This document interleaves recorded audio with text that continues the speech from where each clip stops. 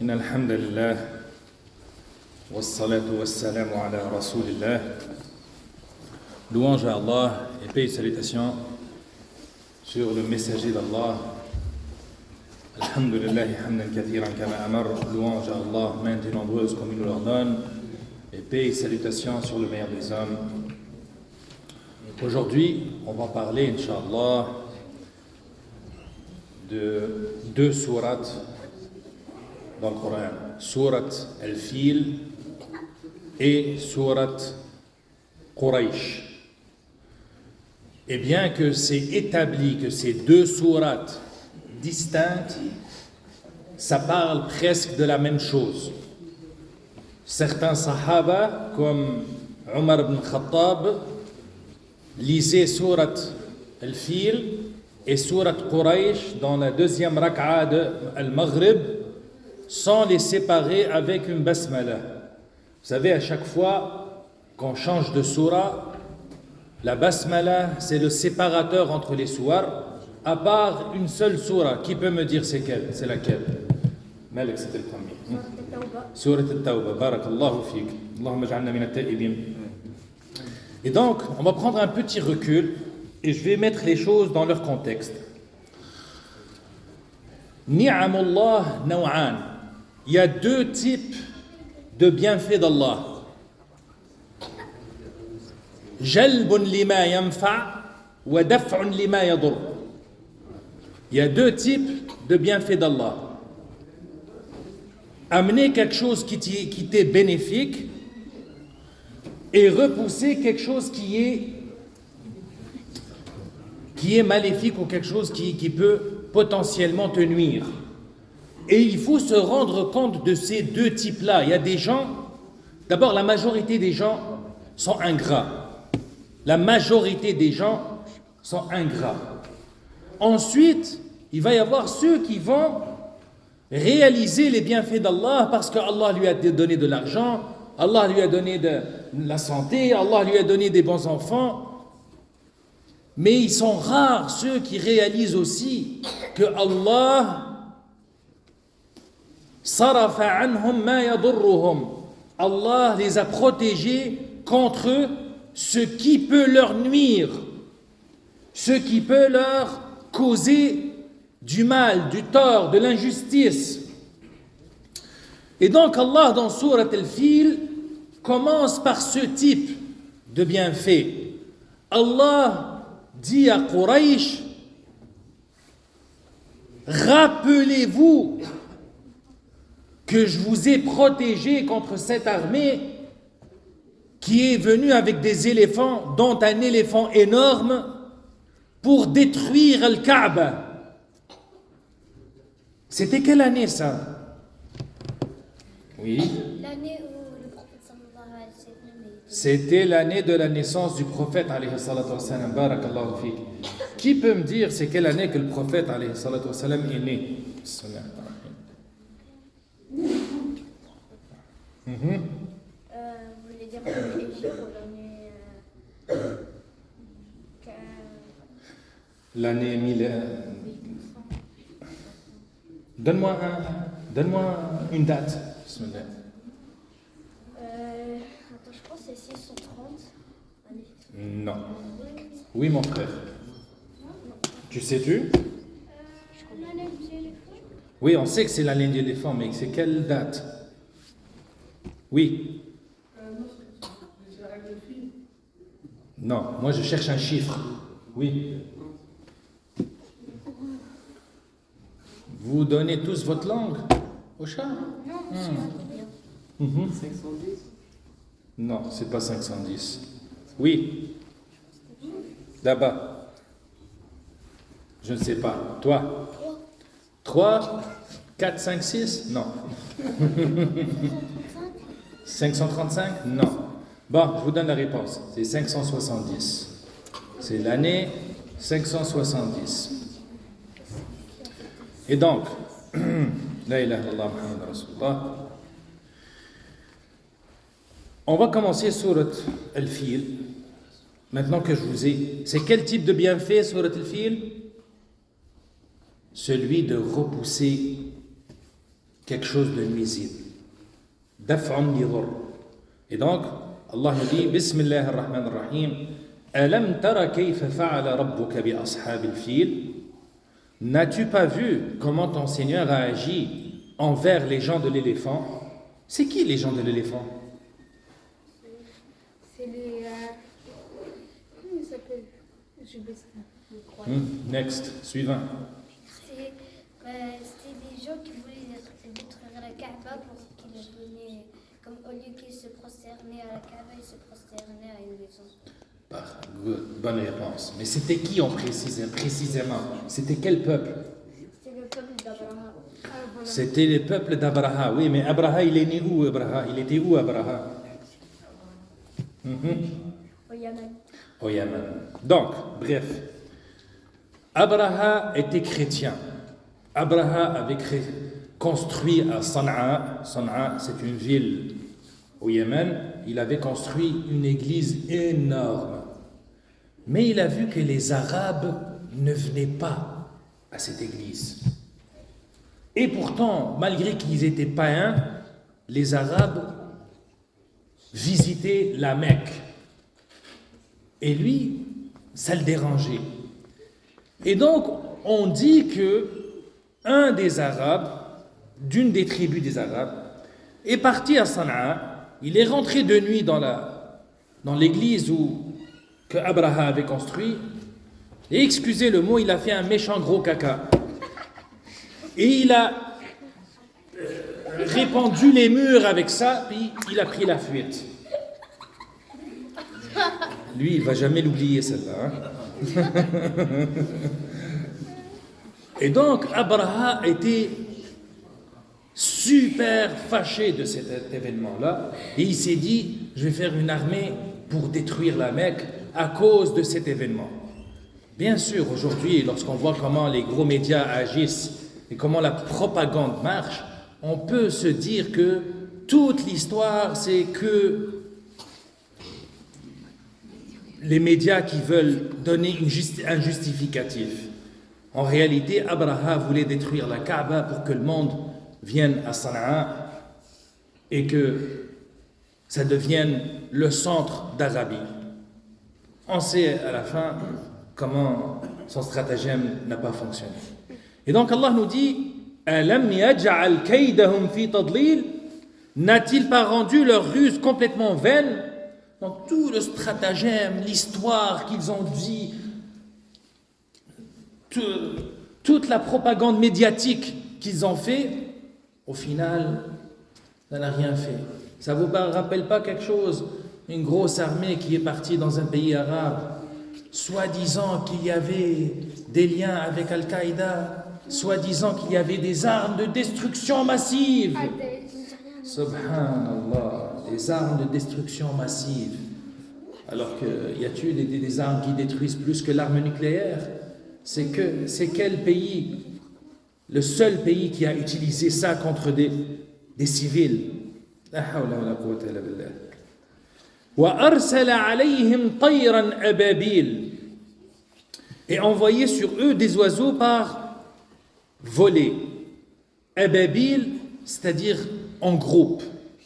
Apparemment, c'est un mot qu'on utilise avec les troupeaux de dromadaires. Apparemment, c'est un mot qui n'a pas de singulier et qui vient voulant dire que c'est venu en groupe et en groupe. Et maintenant, tu peux commencer à imaginer des groupes énormes, des milliers, des centaines de milliers d'oiseaux qui portent dans leur bec ou bien dans leurs pattes Deux roches. Non, des petites roches. tu viens de m'en faire. Et je ne vais pas te poser de questions, donc baisse la main.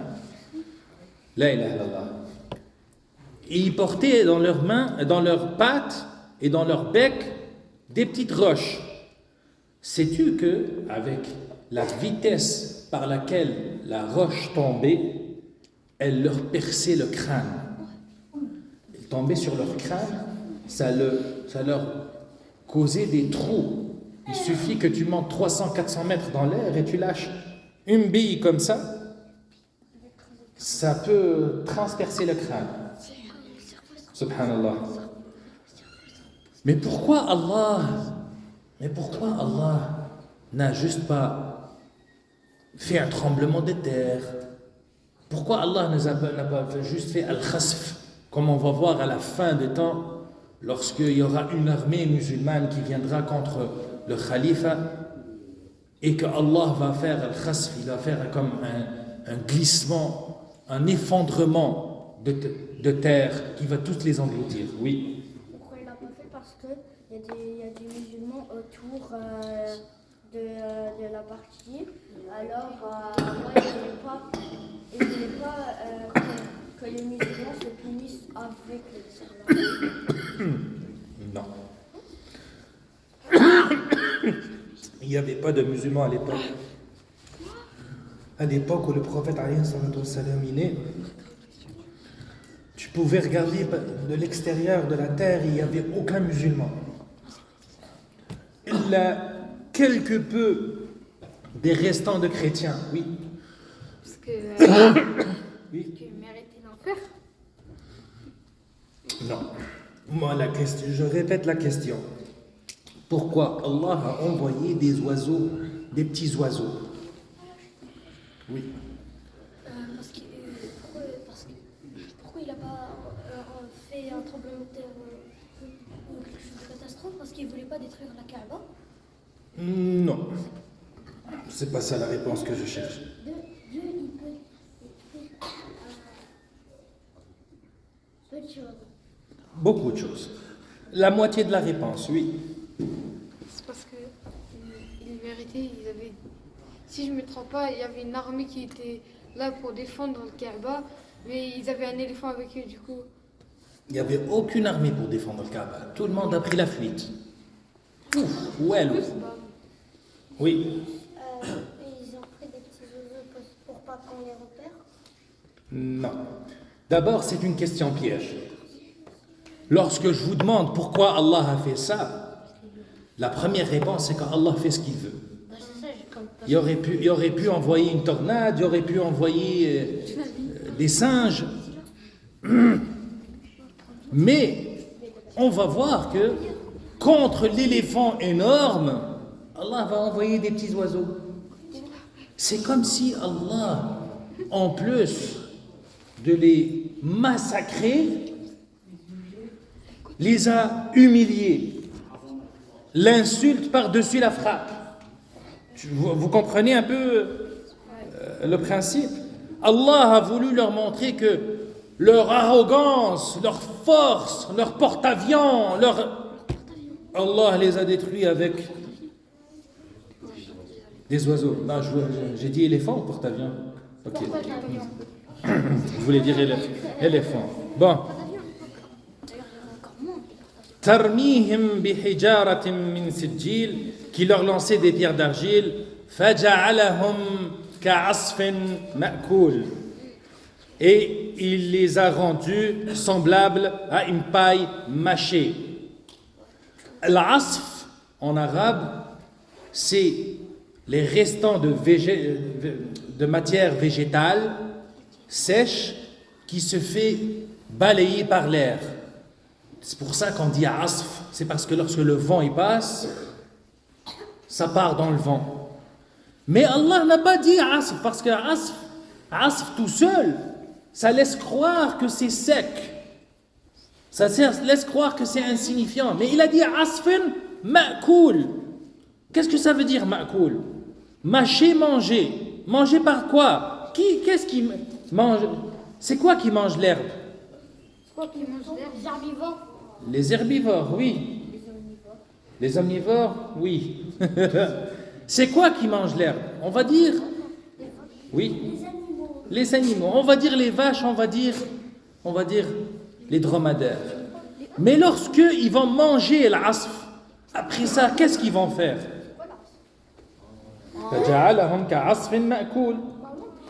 La matière végétale sèche. Après que les herbivores mangent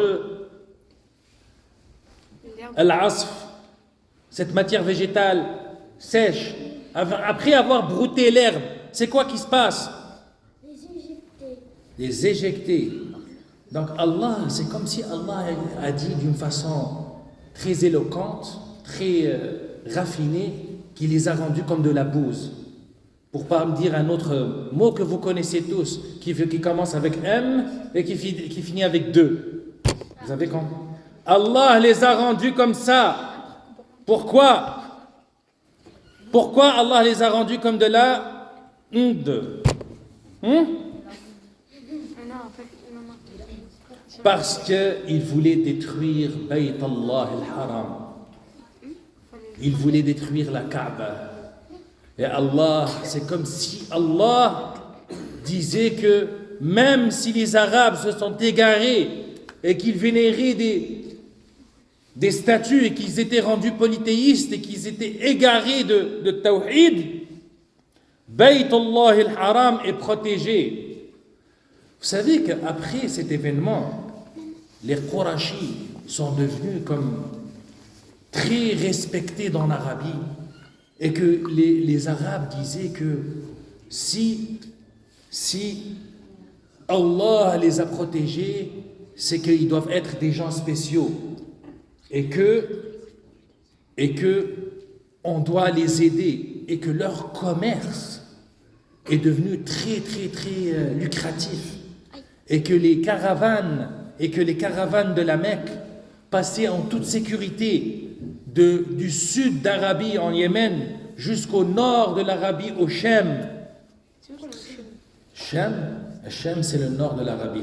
Aujourd'hui, c'est 4 pays. C'est la Palestine, la Jordanie, la Syrie et un peu de l'Irak. C'est ça qu'on appelle le Shem. Ok? Rappelle-toi de ce mot, Shem.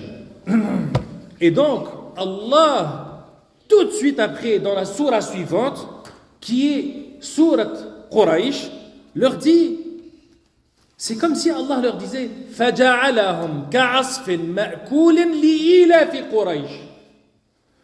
ما هو الإيلاف? C'est quoi le ilaf?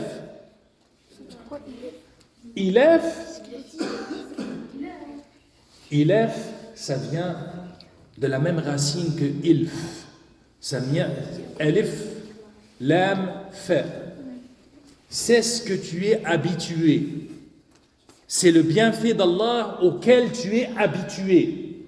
Mettons, tu rentres chez vous, tu trouves de la nourriture sur la table, maman a préparé de quoi souper, c'est chaud chez nous, alhamdoulilah, on est bien habillé, on dort en sécurité.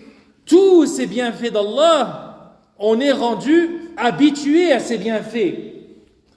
Et donc, Allah leur rappelle à quel point ils sont habitués des bienfaits d'Allah.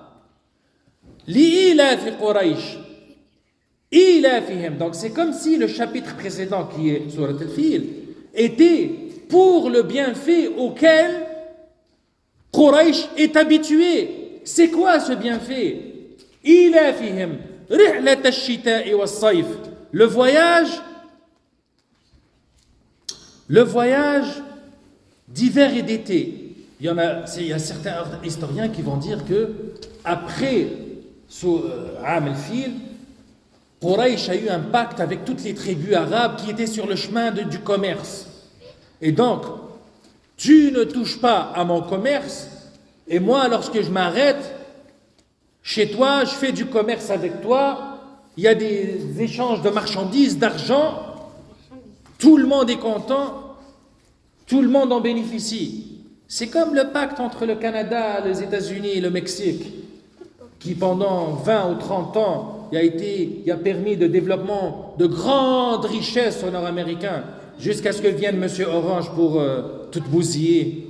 Mais bon, c'est pas notre... Revenons à Quraysh. De leur pacte concernant les voyages d'hiver et d'été. Donc, Quraysh, l'hiver, ils partaient au sud, au Yémen, et ils faisaient du commerce au Yémen. Ils ramenaient les marchandises du Yémen et partaient avec jusqu'à la Mecque. L'été,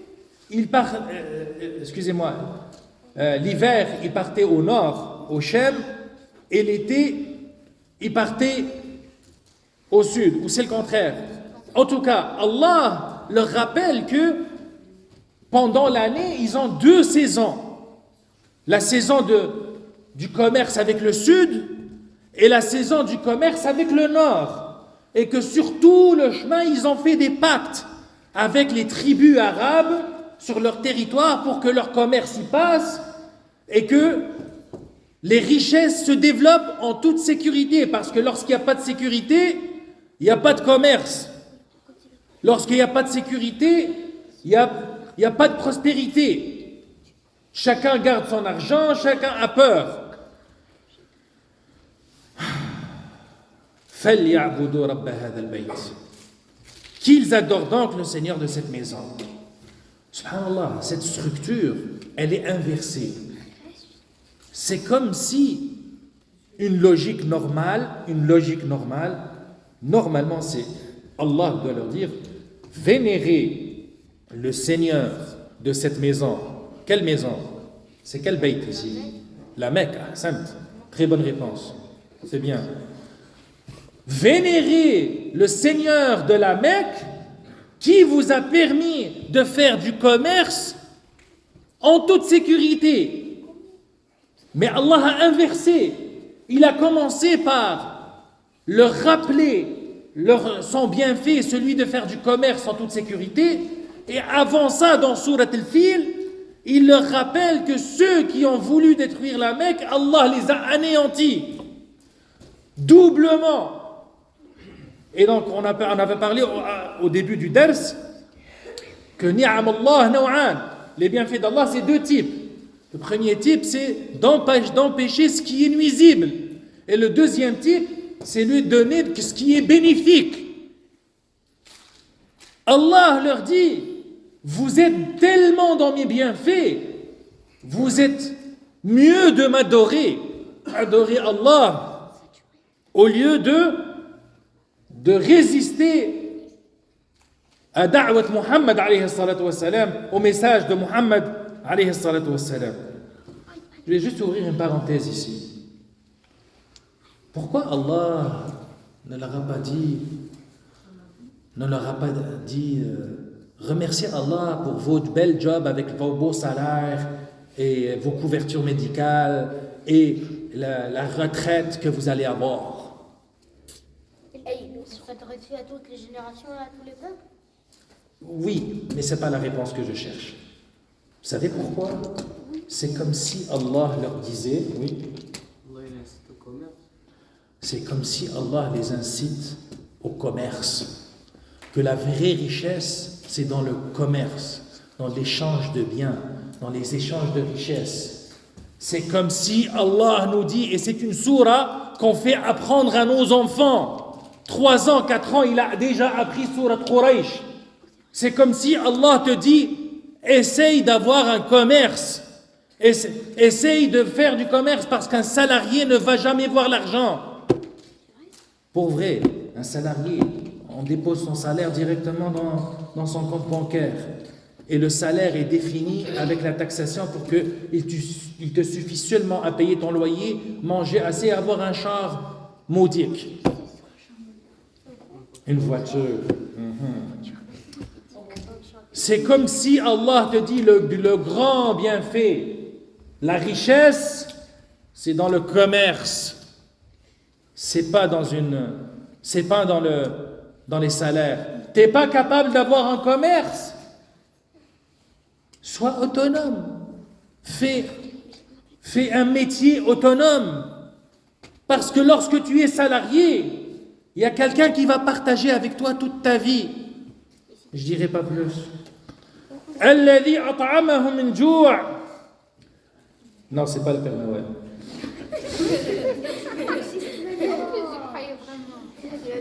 Alladhi at'amahum min ju' wa amanahum min khawf.